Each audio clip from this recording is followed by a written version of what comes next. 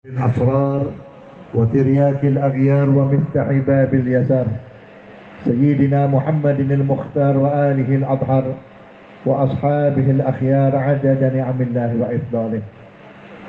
Yang saya hormati, yang saya muliakan, terutama keluarga besar almarhum Bapak Ki Haji Hasan Basri bin Haji Idris Sahibul Bait beserta keluarga besarnya, guru-guru kita al-mukarram wal muhtaram, Fadilatul Ustaz Ki Haji Ali, salah satu khalifah daripada Muallim Nasri, yang mudah-mudahan dapat melanjutkan perjuangan almarhum, dan guru kita Al-Ustaz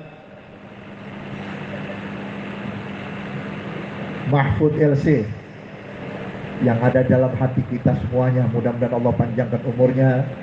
Abah Haji Abdul Qadir yang jauh-jauh datang dari Bojonegoro hadir di tempat ini, yang sama-sama kita hormati dan mudah-mudahan dimuliakan oleh Allah Subhanahu wa taala. Alhamdulillah, malam ini tepatnya malam Jumat, di mana malam Jumat ini dapat jaminan dari junjungan kita Nabi besar Muhammad sallallahu alaihi wasallam. Salah satu di antara 5 malam yang diijabah doa kita adalah malam Jumat. Di malam Jumat kita duduk dalam satu rumah, kita perbanyak membaca sholawat lewat memperingati Maulid Nabi Muhammad sallallahu alaihi wasallam. Maka acara ini sangat tepat apa yang dianjurkan dan diharapkan oleh Nabi kita Muhammad sallallahu alaihi wasallam. Dan insya Allah malam ini yang hadir tempat kita bukan cuma kita saja, tapi malaikat juga ikut hadir bersama junjungan kita Nabi besar Muhammad sallallahu alaihi wasallam. Ini bukan kata saya, kata Imam Jalaluddin As-Suyuti rahimahumullah, ma min baitin quri'a fihi maulidir rasul illa wa haffathumul malaika wa mutawafuna bin nur. Apabila dalam satu rumah, apakah itu masjid, rumah, majlis taklim, dibacakan riwayat hidup Nabi Muhammad sallallahu alaihi wasallam, maka tempat ini dipadati oleh malaikat. Malaikat yang kita kenal 10, tapi yang nggak kita kenal ribuan. Itu datang kemari untuk apa? Menuntun dan mengawal Nabi kita Muhammad sallallahu alaihi wasallam. Jangan dikira Nabi tidak hadir di tempat ini. Nabi hadir di tempat ini, menyaksikan wajah-wajah kita dan mengetahui kerinduan kita kepada beliau. Mudah-mudahan kita termasuk orang yang rindu dan cinta kepada Nabi Muhammad sallallahu alaihi wasallam. Tadi sudah disampaikan oleh guru kita Al-Ustaz Mahfud betapa nikmatnya orang hidup kalau memiliki hati selalu bersyukur kepada Allah, lisannya selalu berzikir, dan memiliki istri yang salihah. Bersyukur kepada Allah ini atas nikmatnya Allah yang begitu banyak. Itu nikmatnya Allah itu nggak bisa dihitung. Allah sendiri yang menurunkan nikmat sudah menyatakan dalam Quran, fa in ta'udu ni'matallahi la tuhsuha. Kalau kamu akan menghitung-hitung nikmat Allah, nggak akan sanggup menghitung nikmat Allah. Satu hari berapa kali kita ketip? Satu hari berapa kali kita membuka dan menutup mulut atau mata kita? Kita nggak bisa menghitung. Tapi ada nikmat Allah yang paling super, nikmat Allah yang paling besar, nikmat Allah yang paling agung, yaitu Nabi Muhammad SAW. Kenapa Nabi Muhammad menjadi nikmat yang paling agung? Jelas, adanya dunia, adanya Nabi Muhammad. Tanpa Nabi Muhammad kita nggak bisa beriman kepada Allah. Kita tahu Tuhan satu-satunya Allah Subhanahu wa ta'ala dari mana? Nabi Muhammad. Kita kenal Quran dari Nabi Muhammad. Bahkan lahirlah para ulama, para penghafal Quran, penafsir Quran, duryah Nabi, para wali, karena adanya Nabi Muhammad. Maka oleh karena itu sekarang ini banyak orang pada bingung, terutama para pejabat-pejabat, berbicara masalah COVID, berbicara masalah penyakit, berbicara masalah bencana. Ini semua karena kesalahan kita. Dunia ini diciptakan oleh Allah dan isinya untuk Nabi Muhammad. Ketika Nabi Muhammad melakukan atau menjalani Isra dan Mi'rajnya, Nabi Muhammad sempat bertemu dengan Rabbul Alamin. Tidak ada makhluk Allah yang bisa melihat wujudnya Allah kecuali Nabi kita Muhammad SAW. Di situ Allah Ta'ala bertanya kepada Nabi Muhammad. Bukan pertanyaan Allah ini menandakan Allah tidak tahu. Allah maha tahu.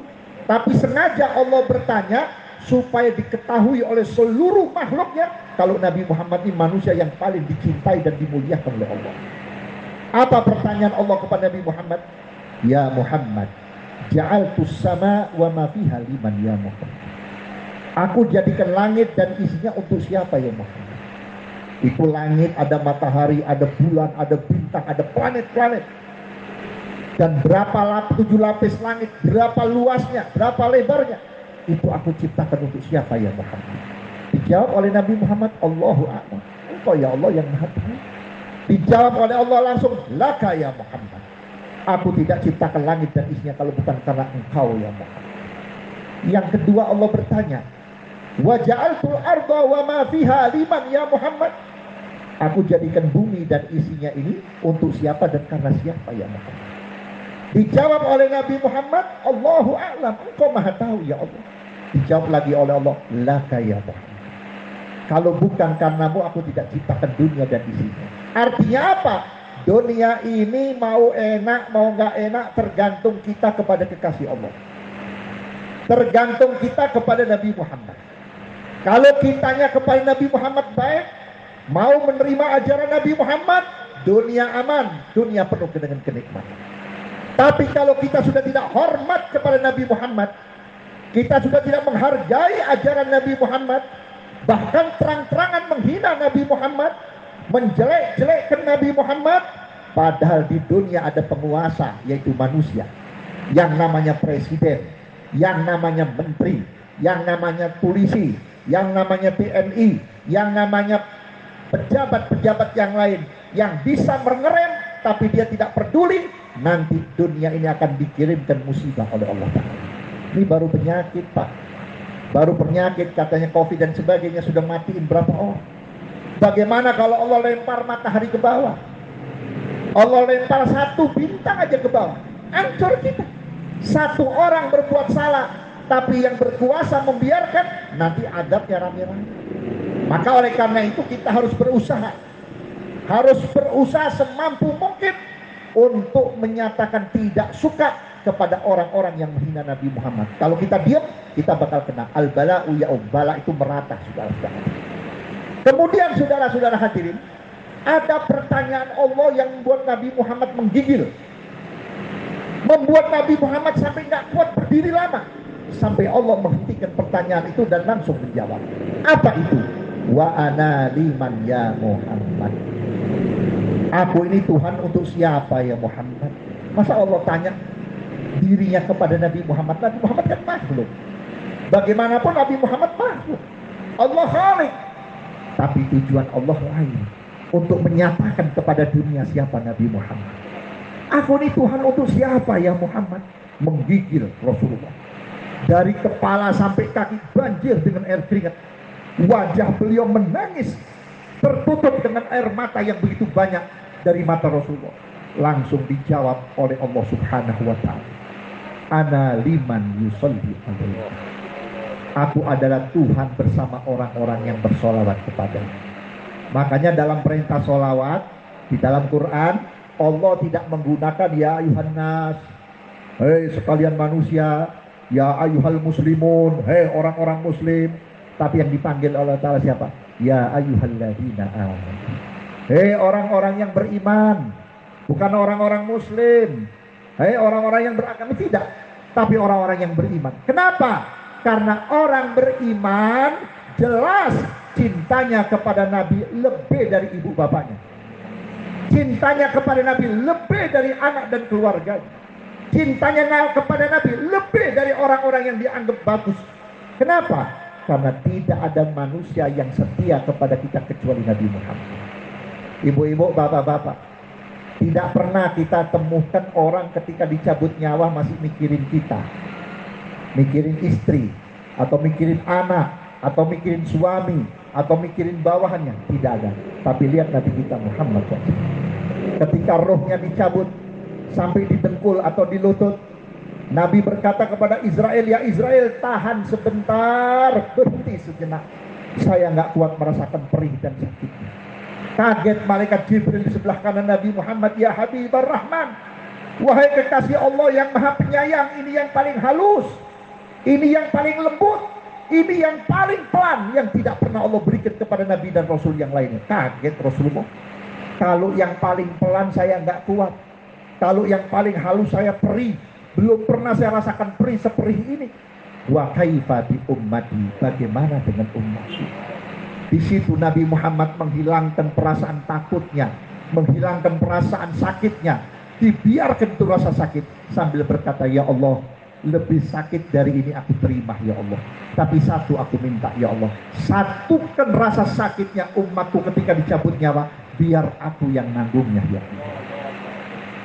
Nanti di yaumil mahsyar, di saat manusia dibangkitkan dari kubur, tidak ada manusia yang peduli kepada kita. Anak sudah gak mau lihat orang tua sudah gak mau lihat anak. Suami lari dari istri lari daripada suami karena takut dihisab masing-masing kesalahannya. Nabi kita Muhammad SAW, tanpa kita mencari beliau, tanpa kita memanggil-manggil beliau, beliau yang datang menghampiri kita sambil berkata, ya ummati, analaha. Hei umatku, kemarilah. Aku yang diberi hak oleh Allah untuk menolong kalian. Aku diberi hak oleh Allah untuk memintakan ampun untuk kalian. Dan apa yang aku minta kepada Allah pasti diijabah. Makanya Nabi gak mau masuk surga, Pak. Kata Nabi Muhammad, apa? Buat apa aku masuk surga? Kalau umatku aku biarkan, aku gak turun di tengah-tengah umatku, tobatnya umatku belum diterima oleh Allah. Amal ibadah umatku belum diterima oleh Allah. Dosanya umatku belum diampuni oleh Allah.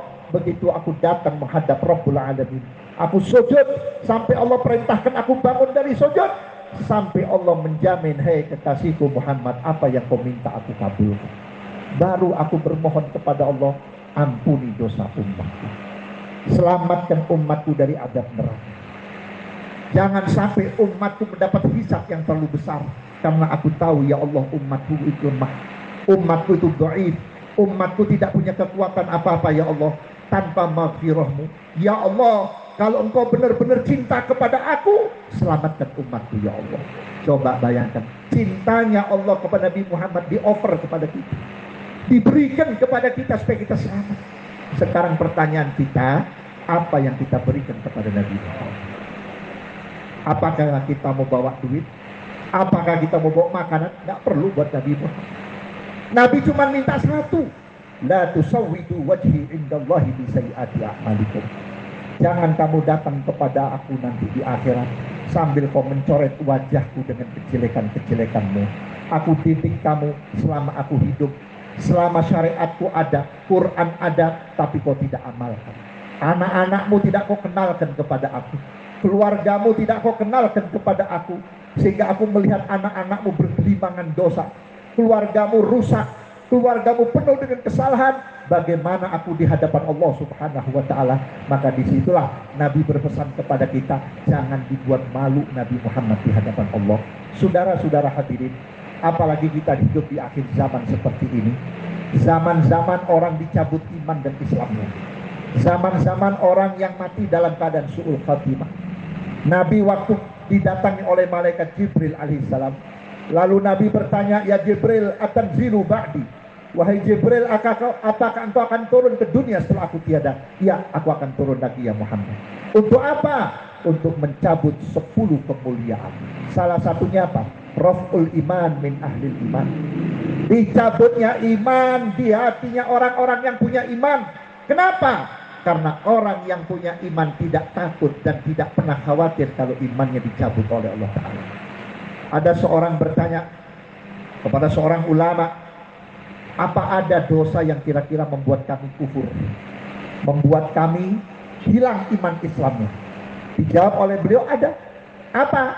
Yang pertama, tarku syukri ala al-adhadi, tarku syukri ala Islam, tarku syukri ala Islam, yaitu meninggalkan rasa terima kasih menjadi orang Islam. Sekarang udah banyak gak orang nyesal jadi orang Islam? Betul gak? Sampai ada orang yang katanya ulama, katanya kiai, berani-berani mengatakan agama Islam belum sempurna. Ini Islam bukan buatan Nabi Muhammad. Islam tidak dibentuk oleh Rasulullah. Tidak ada Nabi yang membentuk agama. Islam itu dari Allah. Dan Allah sendiri sudah menyatakan dalam Quran, inna dina indallahil Islam. Sesungguhnya agama di sisi Allah adalah agama Islam. Artinya apa? Agama Islam memang benar-benar diciptakan oleh Allah. Masa Allah ciptakan agamanya untuk yang dicintai oleh Allah tidak sempurna? Sekarang boleh kita buktikan, cari agama yang seperti Islam, gak akan ketemu. Cari agama Islam yang paling bersih, paling sehat seperti Islam, gak bakal ketemu. Yang kedua, apa yang menyebabkan kita menjadi kufur atau mati dalam keadaan su'ul khatimah? Tarkul jihad, tarkul khawf ala dihabil iman. Meninggalkan rasa takut, gak pernah khawatir kalau iman itu bakal copot. Hati-hati saudara. Al-imanu yazidu wa yanqus. Iman itu kadang-kadang bertambah, kadang-kadang hilang, berkurang. Ini kata Imam Syafi'i. Di saat antum duduk seperti ini, iman kita bertambah. Kepengen bertauhid, kepengen tambah yakin kepada Allah, pengen cinta kepada Allah dan Rasulullah. Mungkin kalau sudah keluar, kita ngomong ke sono kemari, udah hilang iman kita. Yang ketiga, saudara-saudara hadirin, apa yang menyebabkan kita mati dalam keadaan kufur? Adzulmu ala ahlil Islam. Berbuat kezaliman terhadap orang muslim. Apalagi berbuat zalim kepada ulama, berbuat zalim kepada orang-orang yang menyebarkan agama Islam. Ini bisa hilang iman dan Islamnya. Makanya di akhir zaman, walaupun pecinya sama, sarungnya sama, belum tentu orang itu punya iman Islam. Kenapa? Nabi 15 abad yang lalu sudah memberitahu kepada kita, badiru bi a'mali salihah satakunu fittatun kagid'il lail mudlim yusbihu rajulun mu'minan wa yumsi kafiran wa yumsi mu'minan wa yusbihu kafiran wa yabi'u dinahu bi'aradi minad dunya. Ayo cepat-cepat kembali kepada Allah. Yang belum tobat, tobat. Yang belum sholat, sholat. Yang belum kenal ulama, duduk sama ulama, ngaji, belajar. Kenapa? Karena sebentar lagi akan datang fitnah. Ini fitnah lebih gelap dari malam. Kalau malam terjadi pemadaman di Citayam, masih ada sinar bintang, sinar rembulan, masih ada lampunya motor. Tapi gelap yang dimaksud oleh Nabi, otak dan hati manusia sudah tidak bisa melihat mana yang hak, mana yang batil, mana yang harus ditiru, mana yang harus ditinggalkan. Sudah buta. Terakhir, saking gelapnya otak dan hati manusia, wa yabi'u dinahu bi'aradi minad dunya. Agamanya bakal dijual dengan sepotong dunia. Biarin Islam hancur, gak apa-apa, yang penting partai saya menang. Biarin Islam hancur, gak apa-apa, yang penting saya kaya. Gak apa-apa Islam hancur, yang penting saya senang. Nah, ini yang terjadi. Dan pada saat itu ada orang di pagi hari masih punya iman, sorenya udah copot imannya. Ada orang di waktu sore masih punya iman, pagi-pagi sudah copot imannya. Bagaimana kalau langsung mati? Mati tidak punya iman sudah habis. Udah jangan pakai didoain lagi. Hatta didoain 1000 kali pun belum tentu diterima sama Allah. Kenapa? Matinya sudah tidak membawa iman dan Islam. Saudara-saudara hadirin, orang di dalam kubur itu bekalnya cuma 2, iman dan Islam doang. Kenapa? Selamatnya orang dalam kubur sesuai nanti dengan jawabannya ketika ditanya oleh malaikat Munkar wa Nakir. Man rabbuka? Allahu rabbi. Siapa Tuhanmu? Tuhanku Allah. Selamat. Wa man nabiyuka? Muhammadun nabi. Siapa nabimu? Muhammad SAW. Selamat. Kalau jawabnya Ahmadiyah Ghodian, dikeprek oleh malaikat lagi. Betul nggak? Wa ma dinuka? Apa agamamu? Islamu dini. Agama Islam adalah agamaku. Kalau dibilang Islam agamaku tapi belum sempurna, diinjak-injak malaikat. Betul nggak? Nah, ini modal kita.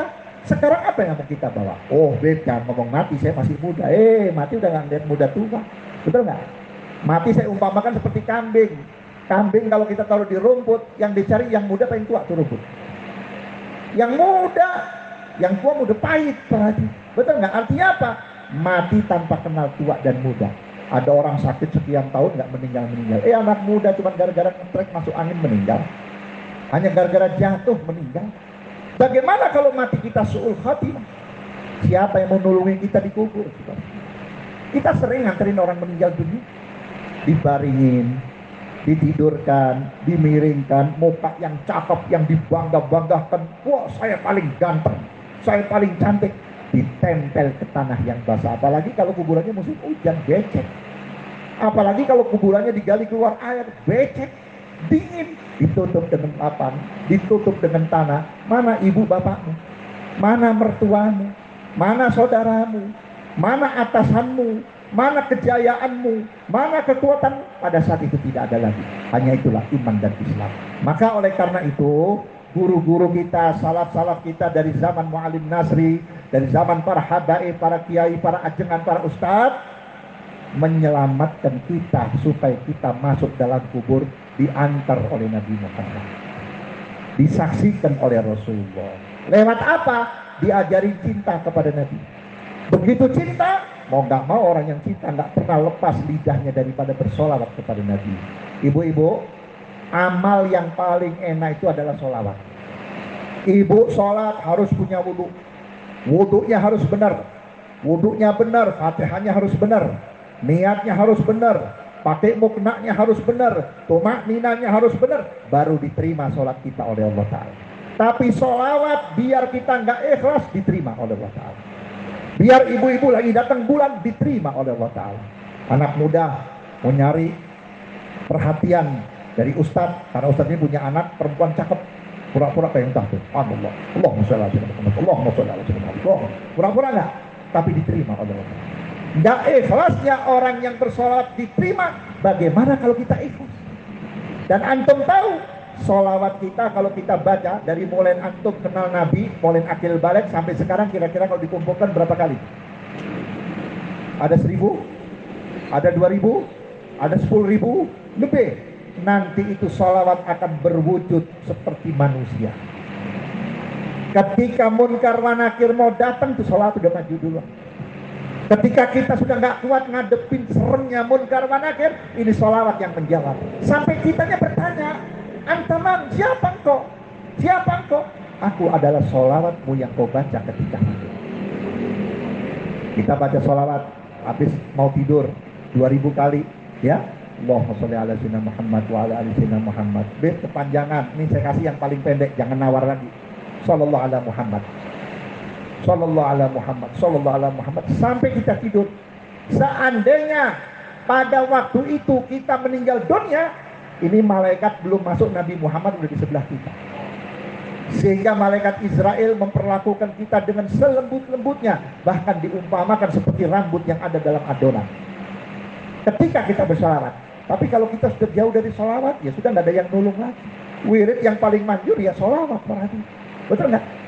Ada kawan saya di Sumatera, saya nggak sebut namanya. Dia waktu itu mau jadi bupati. Ini lawan-lawannya, masya Allah. Lawan-lawannya orang gedean, ya. Cuman ini orang dia nggak punya pinter, lebih pinter dari calon yang lain. Cuman nggak punya duit. Itu pun didukung oleh kawan-kawan yang nggak terlalu banyak duitnya. Subhanallah. Saya waktu itu saya katakan, bang, saya nggak punya doa, saya hanya punya satu. Ini yang paling manjur, insya Allah manjur. Abang baca ini sholawat. Sholawat apa? Waktu itu saya kasih sholawat Fatih yang tadi dibaca oleh guru kita Ustaz Mahfud. Allahumma shalli ala Muhammadin Fatih lima ughliqa wal khatim lima sabaq nasiril haqqi bil haqq wal hadi ila siratikal mustaqim wa ala alihi wa sahbihi haqqa qadrihi min jalali. Ini orang tiap habis isya, tiap mau tidur, dia baca sholawat Fatih sebanyak 1000 kali tiap malam sampai pada masa pemilihan. Subhanallah, ini orang sudah bilang saya nggak bakalan menang, sudah jauh dari kemenangan. Begitu pemilihan, begitu dihitung, ternyata nama dia, pilihan dia lebih besar dan lawan-lawannya nggak ada apa-apa. Siapa yang membalik hati manusia? Allah. Betul. Nggak usah kita mau dipilih datang ke rumah Mbah kurma ini. Iya kalau dikerjain sama Mbah Kodir nih. Iya kan? Kadang-kadang duit diterima, dijampin pakai ada. Baca sholawat. Antum yang muda-muda nih, pusing, ya Allah saya belum dapat kerjaan. Antum baca sholawat. Beb, saya nggak apa sholat Fatih. Sholat apa yang antum apa? Sholat Anwar, sholawat Cad, sholat Naria. Baca. Antum tahu, ini Citayam, ya, tahun 81 saya pertama masuk di sini. Ini kalau ceramah di sini, antum masih kecil kali ya, masih muda ya. Saya masuk sini, berangkat saya ganteng, wangi. Begitu pulang saya lihat sendal saya udah kayak dodol Pak Habib. Sampai di rumah saya goreng. Ini masih tanah-tanah Pak, masih banyak empang-empang. Tapi begitu saya sekarang masuk di tempat ini, kenapa orang Citayam pada kaya-kaya? Padahal kayanya orang Citayam dari warisan. Betul nggak? Tuh tanah dulu saya dikasih, saya nggak mau. Siapa masuk di sini serem? Pohon karet sana, pohon karet. Itu namanya kuntilanak tuh maghrib belum ketemu liber. Ya Allah, ini kalau saya pulang sendirian tangkap untuk kuntilanak. Habib, saya kasih Habib 500 meter sini. Enggak. Mendingan saya ngontrak di Ciawi, nggak usah dulu. Begitu saya masuk di sini udah hampir ke ibu kota. Lihat ke depan. Oh, banyak makam. Ternyata orang Citayam, ya, bukan kiai, bukan ajengan, bukan ustadz, orang biasa, orang soleh. Tiap malam Jumat kumpul di musolanya belum kayak musola sekarang. Masjidnya nggak kayak masjid sekarang, yang separuh bilik, separuh tembok. Itu kalau malam Jumat duduk sampai subuh, baca sholawat nariyah 4.440. Belum punya tasbih, masih pakai batu. Yang punya teh, bawa teh. Yang punya kopi, bawa kopi. Yang punya pisang, bawa pisang. Berkahnya orang tua-tua kita, sampai meninggal dunia, dia meninggalkan uang sebanyak-banyaknya. Tanah 2.000 perak, sekarang menjadi 2 juta perak. Benar kan? Berapa? 2 juta kan? Ya, 2 juta pokoknya nggak ada yang 500 perak. 2 juta, 20 rupiah. Ya kan? Masya Allah, sekarang 2 juta. Berarti berkah. Maka oleh karena itu kalau kampung ini pengen berkah, ayo kita adakan safari sholawat. Ya, tiap malam Jumat, musola, masjid, majlis taklim, ayo rame-rame baca sholawat. Ya, mau baca sholawat nariyah boleh, sholawat kamilah kalau orang sini bilang ya. Mau baca sholawat fatih boleh, mau baca sholawat anwar boleh. Usahakan paling sedikit 1000. Insya Allah kalau ibu bapak meninggal dunia, anak cucu ibu nggak bakal susah, berkah. Lihat almarhum Ki Hasan Basri, lihat almarhum Mu'alim Nasri, meninggal dunia dia senang di kuburnya. Kenapa? Dia yakin anak cucu saya bakal senang, anak cucu saya bakal berkah. Kenapa? Karena beliau orang-orang yang dekat dan cinta kepada keberkahan. Mudah-mudahan apa yang saya sampaikan ini bisa antum amalkan, dan saya doakan kepada antum semuanya, terutama ibu